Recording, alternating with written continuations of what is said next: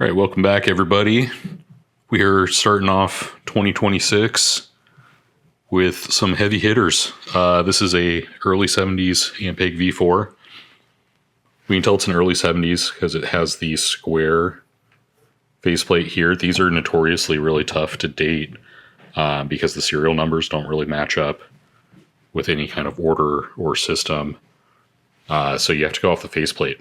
But this is a V4 model, not a V4B. It's got the reverb. And they aren't marked anymore, but it should. These ones won't have... Oh, no, there it is. So it's got the ultra high, but not the ultra low switch. Very, very cool mid-range EQs on these. These are a parametric EQ with inductors. So this mid-range basically changes the amount that you amplify whichever of these signals is selected. This one's been having some problems. This is a customer amp. We're going to go through it and see if we can figure out what's going on. He said it started to act funky at a show or a band practice. I actually have two of these amps from a similar era of my own that we need to go through as well. But this is one of my favorite models of amp ever made. So let's open this guy up and see what we can do. No major surprises on the back of the amp. It looks like at some point somebody drilled a hole for something. Not really seeing anything else out of the norm. We're going to check our fuse, 6 amp fuse on these guys. And then take a look at the tubes. Hopefully it's just a tube or something, but these are notorious for having the capacitors go out in various forms. Okay, well, we're back here. There's a couple things worth pointing out on these amps in case you're unfamiliar with them. One of them is there's on the V4, not the V4B models, there's a reverb lock that locks the reverb tank into place for when you're traveling or something, which is kind of handy. Kind of funny, lost to the ages feature on an amp. Another thing is, and also the fuse was the correct size and checked out. But there are rubber grommets there to help dampen vibration to the electrical cabinet chassis when you're playing one of these things. Now, these also have some of the B-fuse transformers out there. These things weigh about as much as an SVT. They are the baby brother to the SVT amp from the same era. And also have this 6K11 tube that is I cannot remember, it's, I think, 3 preamp sections. I'll take a closer look and then we'll dive into what that is. You can get reproductions of these, they're still around, but it is something to keep in mind if you're looking at one of these type of amps. Okay, let's actually get the chassis pulled out and take a look at what's going on. Okay, so the chassis is out. You can get a better look at these guys with their rubber dampers for holding the amp in place. It is kind of tricky with these because you can't set the amp out of the chassis or out of the head shell on these guys. They'll wiggle around way too much. But one of the nice things about these amps is there are access plates on both sides of the chassis. So you can actually get in and do a lot of repairs without having to remove the circuit boards from the chassis at all. Now, closer look at this. This is the 6K11 tube. I had to double check, but it is 3 triodes. 2 are high gain and 1 is a medium gain, but they have separate pins for accessible on the tube for all the connections, which is, it's a decision that was made by some engineer. Same deal here. There's another weird guy, the 6FQ7, also known as the 6, is this correct? 6CG7. This is also just a dual triode tube. And you can still get these. I think these guys are about 40 or 50 bucks. These ones are about 20 to 30, depending on your place that you're sourcing them. And they're round. You don't have to worry about getting one of these and not being able to source tubes. And they will last a very long time since they are preamp tubes. I've never had to change these out in my personal ones that I've gigged a lot. This person is running 6550s instead of 7027As that are stock for these. There are some 6L6s that'll work in these amps. They do have a plate voltage of about 500 plus volts. So you do need to make sure you get tubes that are rated for at least that, if not higher. 6550s will definitely be fine. Then we have the normal 12AX7s, 12AU7s over here. Filter caps are looking, if these are still hooked up and not just here for display, looking a little beat up, a little tired. The cap jobs on these amps can be a little bit of an involved situation. They use some funny values. There are options out there. We can discuss that in detail. You can go through a website like Flip Tops, and they have like a full-on kit that's expensive, but it gives you the exact values you need. There's also SNK Pedals has PCBs that you can drop in, so you can use more standard new style capacitors. I actually have one of those kits, so we can take a look at that. I think you do have to drill into the chassis for the install though, which I'm not a huge fan of. Okay, let's take a look at the other side of the chassis. Before flipping this thing over, actually, I started to do that and realized this amp is so heavy. May as well go ahead and take a closer look on this side. I do want to warn you, if it's your first time working on one of these, be gentle with these screws and nuts. These guys can break off. They are, for whatever reason, a little bit more fragile than your typical screw. So if you ever have one that's really on there, okay, this might be a problem. These are probably either screen resistors or something. We'll have to double check the schematic, but man, that's a lot of heat there. Okay. We'll have to flip this over to take a look at the resistors on the other side, but something has definitely heated up to the point that it is not in good shape there. Let's go ahead and test these other guys. These are probably screen resistors there. And let's see if we can get this somewhere where you can see as well. First, we'll check to see if we have any voltage anywhere. We shouldn't. This amp has not been powered on in quite a while. Okay. Let's check what these guys are reading. 5.2. 5.2. Okay, these guys are looking good. These ones are fine.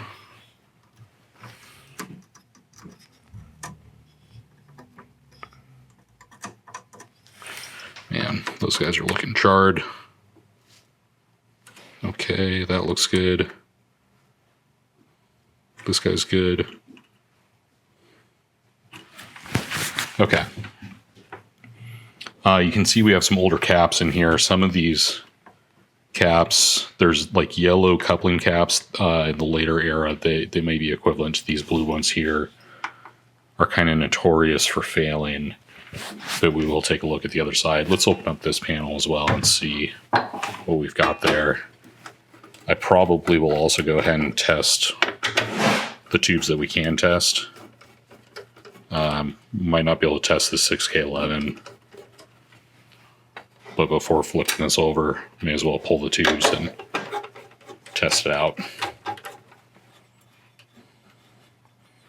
But let's see if there's any surprises in here as well.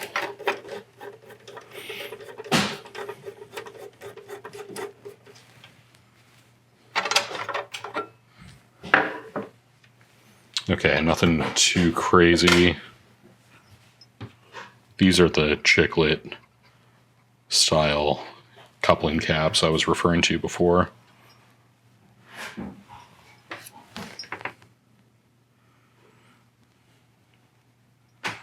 Yeah, this guy's definitely seen some heat, but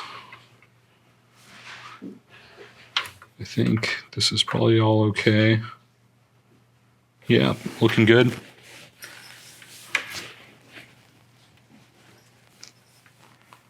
There's a big guy here. I believe this is a 7-watt resistor. Yep, looking good. Okay, I'm going to pull the tubes to test which ones we can, and then we'll flip the chassis over and go from there. So there were a lot of tubes. I think there's 11 tubes in this guy, so I didn't show it on the actual video here, but this is how things went. Basically, a few bad preamp tubes. Luckily, the 6550s were all good, but bad 12AX7. This guy's good, the 6FQ7. I can't test the 6K11, so we'll have to do that via sound and voltage checks in the amp. This 12AX7 was bad, or at the low end of range. These two were in the questionable range. Also, these are supposed to all be 12AU7s, but this guy was a 12AX7. This was a 12DW7. Funny enough, the only one of these that was good was the actual 12AU7. So let's flip the chassis over and see if we can find the source of those burn marks on the PCB. So another cool thing about these Ampeg amps is a lot of them include the schematic, which is, you know, you can find these online, but it is kind of a cool feature and kind of speaks to, as a brand at this time, they wanted you to be able to repair these amps, which I really admire. So we're going to pop this cover off and then take a look and hopefully see something quick and easy to replace from where those burn marks were on the other side of the PCB on here. So we definitely have some things that are standing out here. This is the area that was burned up from the other side, and we can take a closer look at this. It looks like, so these are the screen resistors for the power tubes. These wires run back to each one. It looks like that was maybe, and somebody's definitely been in here, and it looks like that was maybe an issue that was present the last time someone was in here, because they appear to have laid a kind of bus bar up against these points. Now this is all charred in here. This wire is completely charred, which comes from our filter cap here. The connections are maintained between those points, at least unpowered. But like this is a bias cap. This is a variable bias for the fixed bias that's been added in. At some point, this capacitor, the just like oh yeah, look at that, just came right off. And this is cosmetic, but a sign of a lot of heat has been present in this area. So all that charring, all this solder, I'll give you a closer shot of this, but this looks not good. This needs to be cleaned up. And, you know, they did the right thing here, whoever did this, by raising these resistors up off the board. But that being said, there's a lot of, the soldering is at best looking very suspicious. So I don't know if that's failing under heat or what, or if this is even part of the problem. We do also have original filter caps in this amp, which are probably, you know, you have to take a closer look to see if I see any signs of leakage. There doesn't appear to be any here or here. The balance resistors are the original carbon comps. These should be changed out for like metal oxide or something that's going to be flame proof and high wattage. This 10-watt resistor, ideally, this thing's going to generate a lot of heat in this area along with these guys. Ideally, we should change this out for something that can be raised off the board even further. And I'm mostly saying that because I know this is a gigging amp. This is somebody that is using this amp for a lot of shows. And so if this thing is going to need to be made reliable for a lot of practice, a lot of shows, tuning down to A for guitar, or drop A, I think maybe. We're going to want to address this and make this and potentially change out the capacitors to be something that's going to have plenty of life left. I did a little more research on this guy. Although I've worked on my own V4s in the past and kept them alive up to this point at least, I've never had one with 6550s. I know that's something that people do on these amps. So I looked into it to see if there was any major changes that need to be done.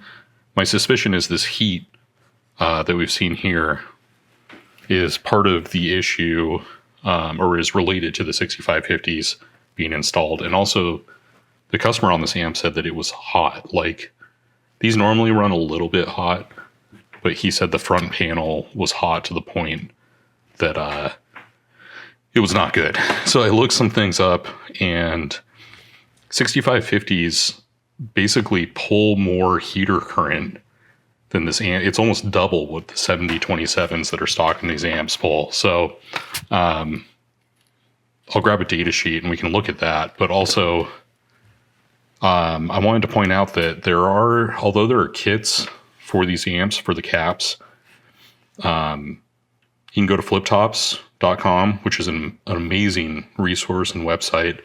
They have done so much to keep these Ampeg amps alive. They sell a kit for the capacitors. It includes the can cap over here, this one, the two resistors, mounting plates for the caps, this capacitor or an equivalent. This guy's a 2x20 microfarad at 450 volts. But it's put in parallel. So let's see, are we out of focus or out of the shot here? This guy right here.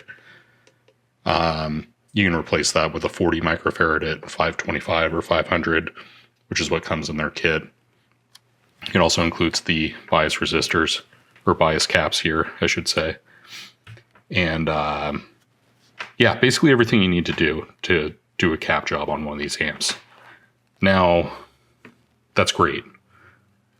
And if you're someone that's new to this and you're not comfortable or confident in your ability to order parts, that's a great way to go. I can order these same parts for almost half the price. This is what we're looking for.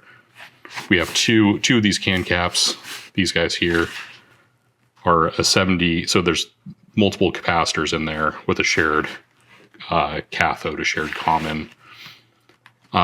Two of those are 70 microfarad by 40 by 40. Now this is for this generation of V4. The later generation, there are two more generations beyond this, not even counting the reissues. Each of those are at 450 volts. There's two of those. This guy over here, the other can cap, is 40 by 40 by 40. So there's just 340 microfarad capacitors in there, each at 500 volts. And then we have this guy, which I was already talking about, 40 microfarads at 500 volts. If you found a 20 by 20 at 450, that's fine too. Again, we're out of the shot, but I'm talking about this guy here. And so, I've marked in the amp, that's a 20 by 20 at 450, but we can get a 40 microfarad at 500 volts. It'll be a little bit cheaper. And then we're going to want to get 200K resistors, at least 2 watts, if not more, maybe even 3 watts for those. These are your balance resistors to ensure that the voltage across those can caps stays equal. I prefer metal oxide for those, or some kind of flame-proof resistor is what you should get in there. Then our bias caps here, these have actually been changed out in this amp, but I am going to replace them at the same time because it's a couple more bucks. And they'll be nice and fresh. They're important capacitors for your amplifier. And there is some versions of this where that's a single, I believe, 100 microfarad cap. But this one has two 10 microfarads at 100 volts. So the cool part, and the reason that I'm telling you this, is because I quoted the customer based on the flip top's price before I looked into whether I could source these capacitors myself for cheaper. And also before I looked into whether the 6550s would be an issue. Now, knowing that the 6550s might be contributing to the problem with this amp in terms of creating more heat, which is causing issues with failure in parts or even burning up the PCB, I am going to see if they want to switch back to 7027s, which are now in production again. They were hard to get for a long time, like in the 80s, which is why people started switching to these 6550s. But the quote that I initially gave them, now that I can save them money on the capacitors, it's effectively the same cost to now get the cheaper version of the same capacitors, but not in a kit, and get a fresh set of 7027s, and then end up with a very nice stable amp for the same price I initially quoted them. If they don't want to do that, if they want to stick with these 6550s, we'll figure out how to make it work. And then they'll save a little bit of money either way. So just wanted to point that out there. There are options, a little more work, or if you're confident in your parts order, are willing to take that risk, you can get around some things and save some money. That being said, if you have the money, order from Flip Tops. They're great. They've done a ton for the Ampeg community. Okay, so I'm going to print out some data sheets to look at the difference between the 6550s and the 7027 so you can see what I'm talking about with the heater voltage. Or sorry, heater current. So let's first look at what we're going to be looking for on these data sheets. Data sheets are amazing resources. If you've never looked at the data sheets for your tubes, it's really nice to walk through one and try to understand. Just look stuff up, see what it says. But here's what we're looking for in this case. So we're looking for, first of all, it shows you the pinout up here. Your heaters are going to be pins 2 and 7, which is pretty common across different tubes that we're concerned with for guitar amps at least. Heater characteristics and ratings. And let's go back to our 7027s, and we'll start there to look at the same thing. It's a little bit more confusing on this one, but we can see this is our heater. Again, 2 and 7, and it's labeled as point F. So the current I of F is 0.9 amps. Now that's per tube. So if we look at what we're going to be pulling, there's 4 of these tubes, right? So we're not even worrying about the preamp tubes, which are also going to pull their own current. If we have 4 of these, that's going to be 3.6 amps. Now, that's what the amp is designed for, is to have whatever the preamp tubes are pulling, which there's quite a few of those. And then in addition to that, 4 of these 7027As. Now, this is for the new production JJs. The old ones are the same, though, the old RCAs and everything. Now, if we look at the tungstels, 4 times our 1.6 amp of current that are pulled by each tube, that's going to be a little bit bigger. That's 6.4 amps. So we're looking at a transformer that was designed to pull this much amperage on the off of the power transformer for the heaters is now pulling almost double that. That can be a problem. Now, there will be people out there that say, yeah, but they sold a kit for these, which is true. Back in the 80s, they sold kits for putting 6550s in these amps. 7027s went out of production. You couldn't get them. 6550s were around.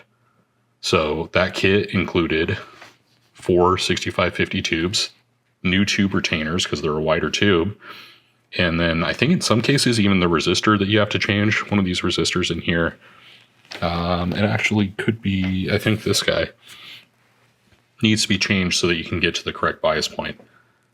The thing about that is at the time that they were selling those kits, these amps were less than 10 years old. You're talking about a transformer that hasn't gone through another 30, 40 years of being played. So I can see an argument either way.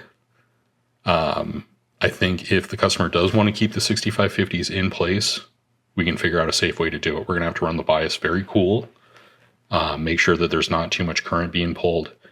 And he is going to have to keep an eye on whether the power transformer is going to get hot to the point that it causes other issues or risk the heater side of that power transformer failing.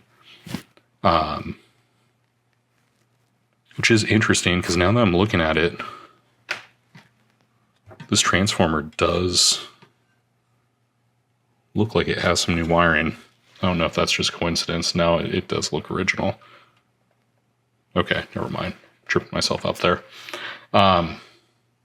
Okay, so let's fire this thing up and take some voltages and see where we're sitting. But I am going to continue to recommend electrolytic capacitor swap and updating the amp in that way, as well as doing some other work, touching up solder joints, fixing the connections here. I mean, this wire is completely crispy, but I am curious to see where our voltages are sitting. So let's come up on the current limiter, make sure it's safe, and go from there. Okay, so we're hooked up to our dummy load here. Going to the light bulb limiter, the current limiter, and I've got my multimeter set to DC volts, already connected to a ground point. Let's see what happens here when we turn this thing on.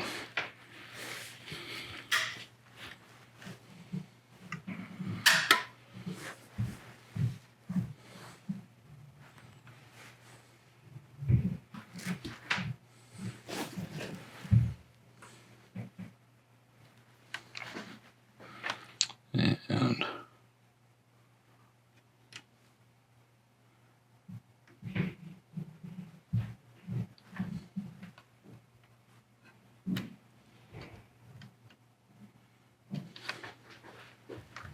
okay, so we're getting bias voltage, which is good.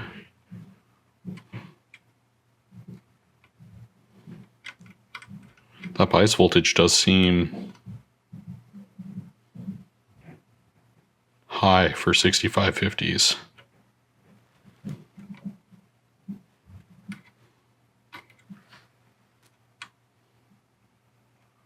Okay.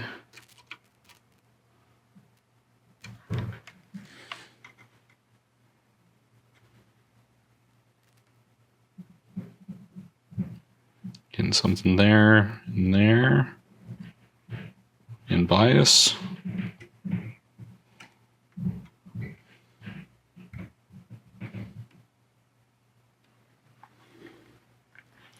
And checking over here. Now again, we're on the light bulb limiter, so voltages will be slightly different than they would be. Getting bias voltage there, bias voltage there. Okay, and this confirms what we saw on our tube tester, that I believe the tubes are good.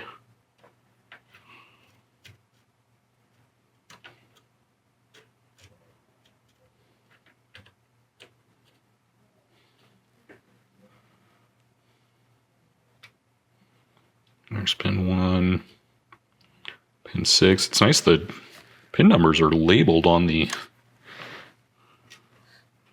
Oh, this is one of our triple... This is our triple preamp tube. It has separate plates for 3 different preamps. And again, these are, if you need one of these, Flip Tops has them. They're about $40. If you have one of these amps, not a bad idea to even get a backup if you can afford it, because those are, I don't think, ever coming back into production. I could be wrong. If you know something I don't. Now I'm just checking the plates for all these tubes. If any of them don't have a plate voltage, that's a really quick place to start looking for an issue with an amp.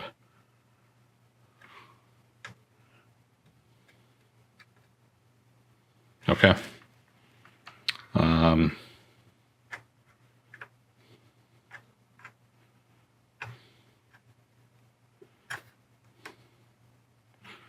We do have a bias control someone installed here.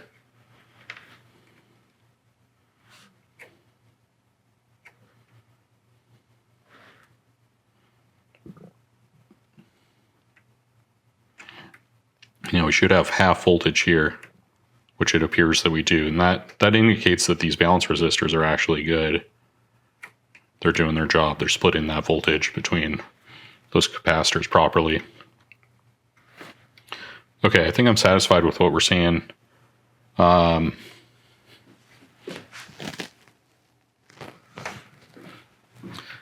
again, we're going to move forward with basically just getting this thing in a position where it's going to be nice and stable under load.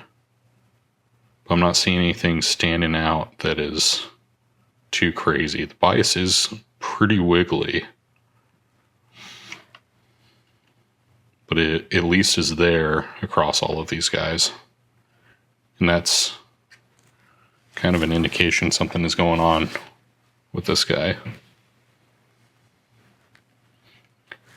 Okay, so we're going to place that parts order. We're going to fix this thing up. I might even fix one of my own first, just so that I can get back into the swing of working on these amps. So we'll get to see another example of this same circuit. But for now, it's time for a parts order. Thanks for walking along with me on this 6550 versus 7027 tirade. If you have opinions on that, I would love to hear them. I honestly have not seen 6550s in one of these, even though I know it's something people do. So, so please do let me know if you have a different opinion. Kind of curious to hear what other people do. I've always run these with either 6L6 GCs from TAD, which are, those are, even though they're just 6L6s, they're handpicked. They rate them to 550 volts on the plates. So, and I've done it for years. They seem fine. Or I get the JJ 7027s. But let me know what you like as power tubes in these amps. Very curious to hear that. I'm going to power this guy down. As always, thanks for watching. We'll see you on the next one of these videos.